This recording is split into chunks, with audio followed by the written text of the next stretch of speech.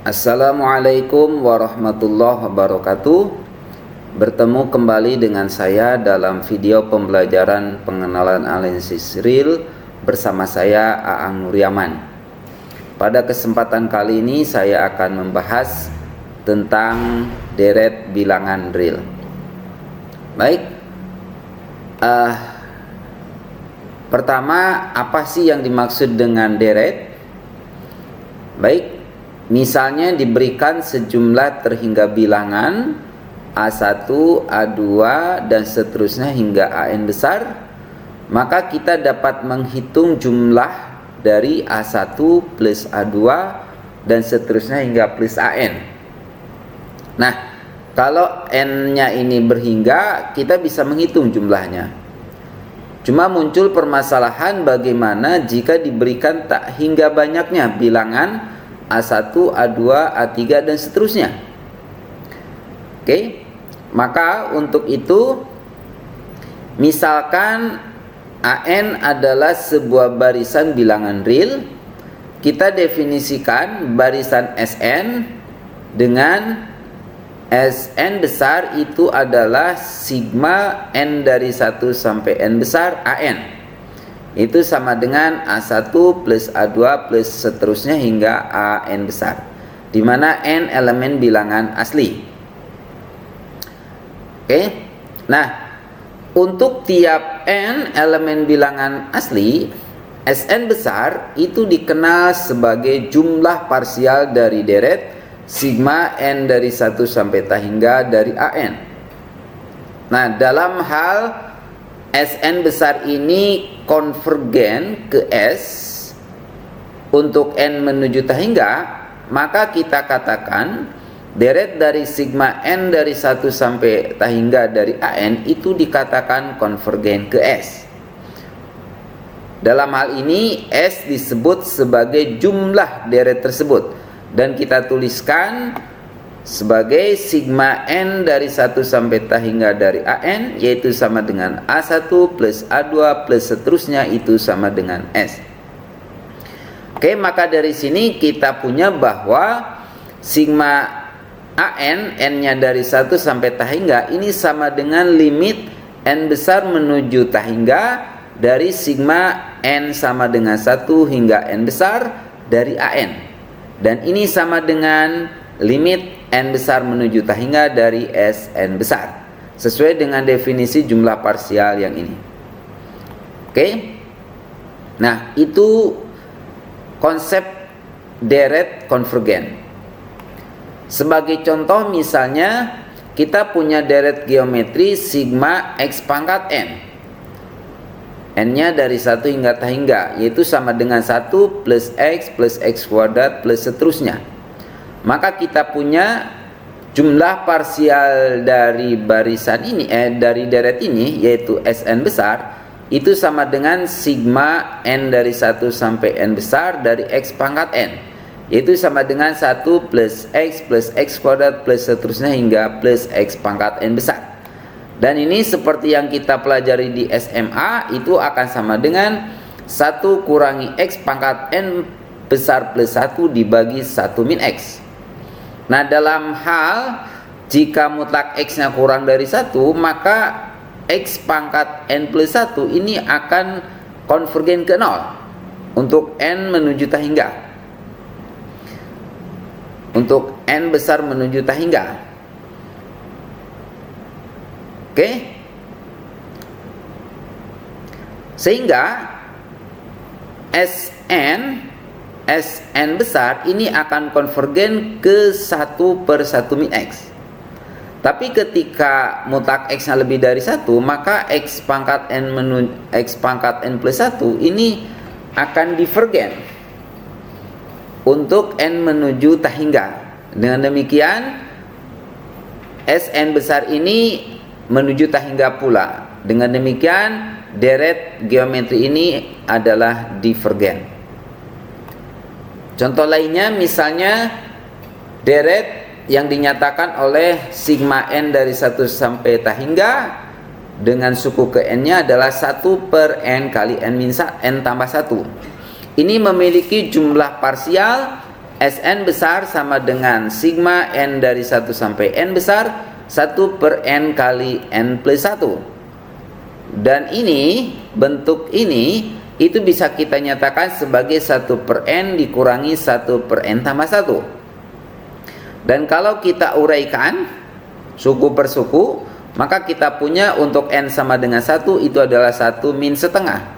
Untuk n sama dengan 2 berarti plus setengah dikurangi sepertiga, plus seterusnya hingga yang paling akhir 1 per n besar dikurangi 1 per n besar tambah 1. Dan kita lihat ini suku-sukunya saling menghilangkan, ada semuanya sampai 1 per n, sehingga yang tersisa adalah 1 dikurang 1 per n besar tambah 1. Nah, di sini Sn besar itu konvergen menuju 1 untuk n besar menuju tahingga.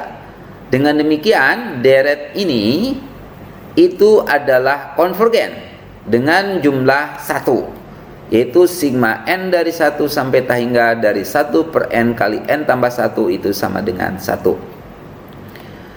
Oke, nah untuk deret dengan suku-suku positif atau tak negatif, ini termasuk deret yang mudah dipelajari karena jumlah parsialnya pasti membentuk barisan naik. Oke, untuk itu jika kita ingin menunjukkan bahwa deret tersebut konvergen, kita hanya perlu menunjukkan bahwa barisan jumlah parsialnya adalah terbatas di atas. Ingat, dari materi barisan monoton, jika barisannya itu adalah monoton naik dan terbatas di atas, maka barisan tersebut adalah konvergen. Oke, maka kalau kita punya jumlah parsialnya membentuk barisan naik kemudian terbatas di atas, maka deret tersebut dikatakan konvergen. Tapi dalam hal jumlah barisan jumlah parsialnya tak terbatas di atas, maka dengan demikian deret tersebut divergen ke plus tahingga. Sebagai contoh misalnya deret sigma n dari 1 sampai tahingga dari 1 per n kuadrat itu mempunyai suku-suku yang bernilai positif, dan jumlah parsialnya adalah Sn besar itu sama dengan sigma dari n sama dengan 1 sampai n besar 1 per n kuadrat. Ini sama dengan 1 plus 1 per kuadrat plus 1 per 3 kuadrat hingga plus 1 per n pangkat 2. Dan jelas ini membentuk barisan naik dan terbatas di atas, seperti yang telah dijelaskan di video barisan bilangan real. Anda bisa cek lagi di sana. Oke, karenanya deret di atas ini konvergen. Oke, konvergen. Tapi di sini kita belum dapat menghitung jumlah deret tersebut itu berapa. Baik. Nah, ada beberapa sifat dasar dari deret. Teorema 6 mengatakan bahwa misalkan deret AN dan deret BN adalah konvergen berturut-turut ke A dan B. Nah, jika alfa dan beta adalah bilangan real sembarang, maka deret yang didefinisikan dengan alfa AN plus beta BN itu akan konvergen ke alfa A plus beta B. Oke. Nah, kemudian teorema 7 mengatakan bahwa jika deret AN konvergen, maka suku ke N-nya yaitu AN itu akan konvergen ke 0 untuk N menuju tahingga. Oke, ini bisa kita buktikan. Kita punya hipotesisnya deret AN konvergen. Jadi misalkan deret AN itu sebutlah jumlahnya sama dengan S. Oke, maka dari sini kita punya jumlah parsialnya yaitu Sn besar, yaitu sama dengan sigma N dari 1 sampai N besar dari AN, ini akan konvergen ke S untuk N menuju tahingga. Akibatnya suku ke N besar yaitu AN besar itu kan sama dengan Sn besar dikurangi Sn min 1. Dan karena masing-masing Sn dengan Sn min 1-nya ini konvergen ke S, maka ini akan konvergen ke S kurangi S, yaitu sama dengan 0 untuk N besar menuju tahingga. Maka terbukti bahwa jika deret AN konvergen, maka AN menuju ta hingga. Untuk N menuju AN menuju 0 untuk N menuju ta hingga. Oke, Anda lihat kebalikan dari teorema 7 ini, yaitu limit AN sama dengan 0. Dari teorema 7 ini menyatakan bahwa limit AN itu sama dengan 0 merupakan syarat perlu untuk kekonvergenan deret AN. Nah, namun kebalikan dari teorema 7 itu tidak berlaku. Tidak selalu berlaku. Yaitu limit AN sama dengan 0 bukan merupakan syarat cukup untuk menjamin bahwa deret AN konvergen. Sebagai contoh misalnya deret 1/n itu merupakan deret yang divergen, padahal limit AN-nya itu sama dengan 0. Ya, limit dari 1/n-nya itu sama dengan 0. Oke, proposisi 8 mengatakan bahwa misalkan deret sigma AN itu konvergen, maka untuk setiap n besar elemen bilangan asli, deret sigma n sama dengan n besar sampai ta hingga dari AN itu konvergen, dan deret n dari n sama dengan n besar n sama dengan n besar hingga ta hingga dari AN itu akan konvergen ke 0 untuk n besar menuju ta hingga. Oke, kalau proposisi atau teorema 7 menyatakan bahwa suku-suku dari suatu deret konvergen haruslah konvergen ke 0. Ingat, teorema 7 itu kan mengatakan jika jika deret AN konvergen, maka AN-nya itu konvergen ke 0 untuk n menuju ta hingga. Artinya suku-suku dari suatu deret konvergen itu haruslah konvergen ke 0. Tapi menurut proposisi 8 itu ekor atau residu dari suatu deret konvergen juga akan konvergen ke 0. Oke, yang dimaksud ekornya itu adalah ini, jumlah dari mulai dari suku ke n besar hingga ta hingga itu akan konvergen ke 0 juga. Nah, ada beberapa kriteria untuk menguji kekonvergenan deret. Salah satunya adalah kriteria Cauchy. Deret dengan jumlah parsial yang mempunyai rumus sederhana atau yang membentuk barisan naik, kekonvergenannya relatif mudah diselidiki seperti contoh-contoh yang tadi. Nah, bagaimana kalau tidak demikian situasinya?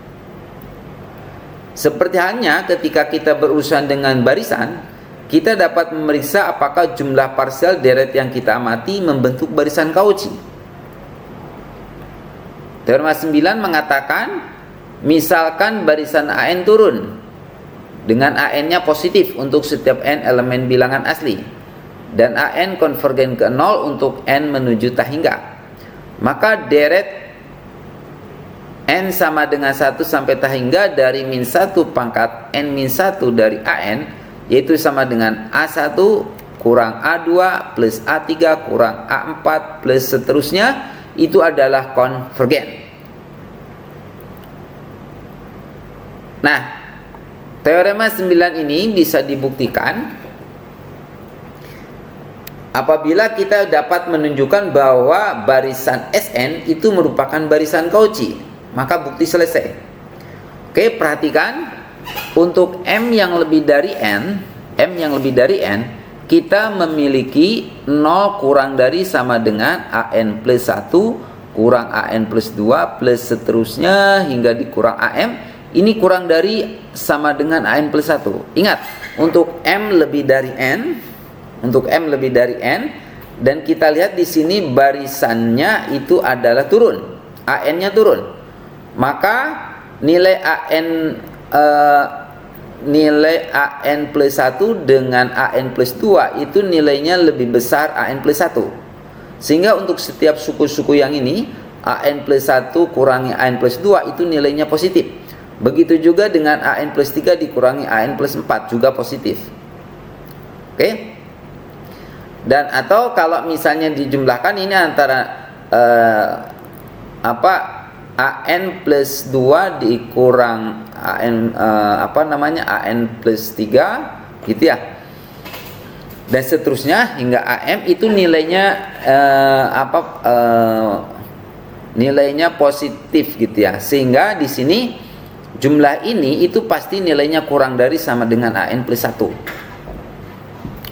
Oke. Nah, ini terjadi karena AK adalah positif dan AK min AK plus 1 adalah positif untuk tiap K. Nah, sekarang misalkan epsilon positif diberikan.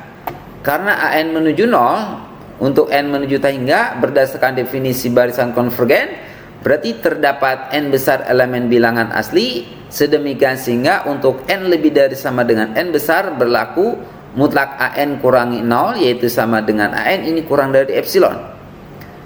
Oke, akibatnya untuk M yang lebih dari N dan lebih dari sama dengan N besar, kita peroleh SM dikurangi SN itu sama dengan AN plus 1 kurangi AN plus 2 dan seterusnya hingga kurang AM, ini kurang dari sama dengan AN plus 1. Dan kita tahu untuk N yang lebih dari N besar, ya, AN itu kurang dari epsilon. Dengan demikian maka AN plus 1 juga kurang dari epsilon.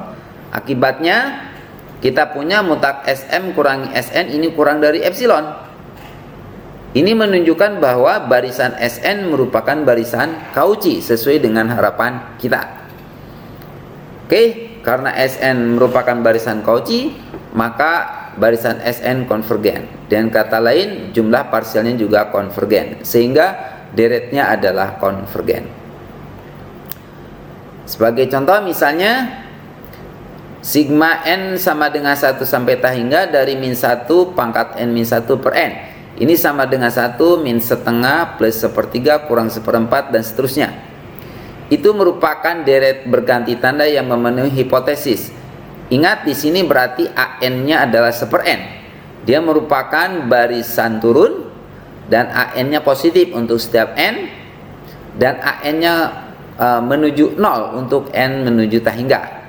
Oke, maka berdasarkan hipotesis teorema 9, deret ini konvergen. Nah, untuk deret-deret positif ada beberapa teorema untuk membuktikan bahwa dia konvergen atau tidak. Teorema 11 ini menyatakan uji banding untuk barisan. Misalkan Bn positif untuk tiap N elemen bilangan asli dan deret sigma N sama dengan 1 sampai tahingga dari Bn itu konvergen. Nah, jika mutlak AN ini kurang dari sama dengan N untuk setiap N bilangan asli, maka deret AN itu adalah konvergen. Jadi kalau tiap suku-sukunya dari suatu barisan itu terbatas oleh suku terkait di barisan lain yang konvergen, maka deret dari barisan tersebut konvergen juga. Oke, ini bisa dibuktikan. Misalkan ambil epsilon positif sembarang, karena deret Bn ini konvergen, maka menurut proposisi 8 terdapat N elemen bilangan asli sedemikian sehingga sigma BK untuk K dari K besar hingga tahingga ini kurang dari epsilon untuk K besar lebih dari sama dengan N besar. Nah, sekarang misalkan Sn adalah jumlah parsial dari jumlah parsial dari deret AN. Maka untuk M lebih dari N lebih dari sama dengan N besar, kita punya Sm kurangi Sn sama dengan sigma AN plus 1 plus seterusnya hingga plus AM. Ini kurang dari sama dengan mutlak SM kurangi SN ini sama dengan mutlak AN plus 1 plus seterusnya hingga plus AM. Ini kurang dari sama dengan menggunakan kata sama segitiga, berarti kurang dari sama dengan AN plus 1 plus seterusnya hingga plus mutlak AM. Dan untuk setiap mutlak AM dia terbatas oleh Bn, ya, berarti mutlak AN plus 1 kurang dari sama dengan Bn plus 1 hingga plus seterusnya hingga plus Bm. Dan ini sama dengan sigma dari K sama dengan N plus 1 hingga tahingga dari BK. Oke, dan berdasarkan hipotesis berdasarkan hipotesis, maka ini kurang dari epsilon. Ini menunjukkan bahwa barisan Sn adalah Cauchy. Akibatnya sigma An konvergen. Kemudian untuk menguji kekonvergenan juga bisa menggunakan uji rasio, di mana pada uji rasio ini mengatakan bahwa misalkan An tidak sama dengan 0 untuk setiap n elemen bilangan asli, dan limit n menuju hingga dari An plus 1 per An, mutlak An plus 1 per An ini sama dengan L. Nah, jika L-nya kurang dari 1, maka deret An konvergen. Namun jika L lebih dari 1, maka deret An divergen. Jadi untuk menguji apakah suatu deret itu konvergen, kita tinggal melihat perbandingan antara suku ke N plus 1 dengan An. Apabila dia konvergen ke L dan L-nya itu kurang dari 1, maka deret An-nya konvergen. Tapi untuk L lebih dari 1, maka deret An divergen.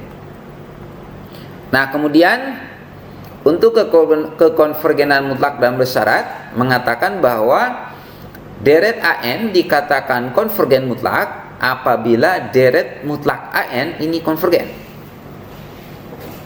Oke, deret An dikatakan konvergen mutlak apabila deret mutlak An-nya adalah konvergen.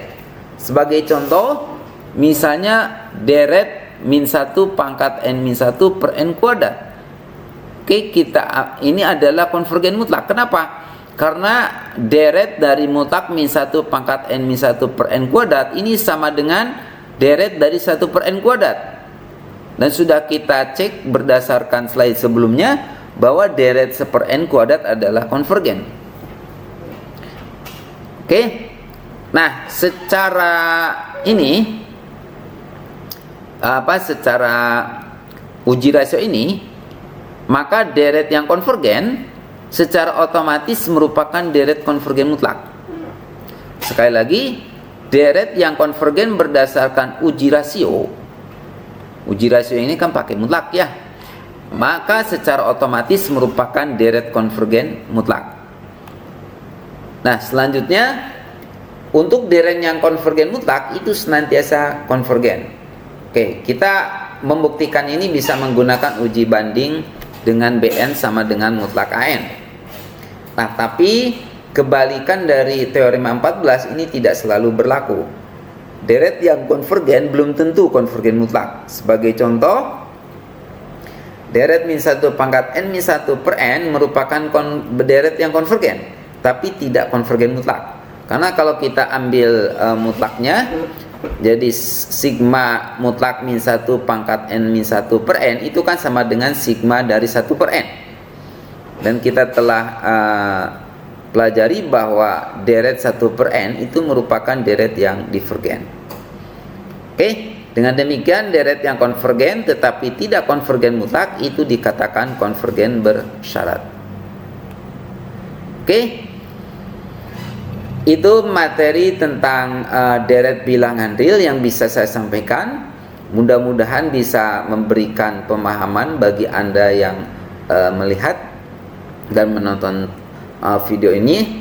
Jika ada pertanyaan atau saran kritik, silakan tulis di kolom komen. Baik, jangan lupa untuk like, subscribe, dan share kepada penonton yang lain, teman-teman yang lain. Mudah-mudahan sedikit banyak dari materi yang disampaikan akan menambah pemahaman Anda. Terima kasih. Wassalamualaikum warahmatullahi wabarakatuh. Selamat berjumpa kembali di video pembelajaran berikutnya bersama Aang Nuryaman.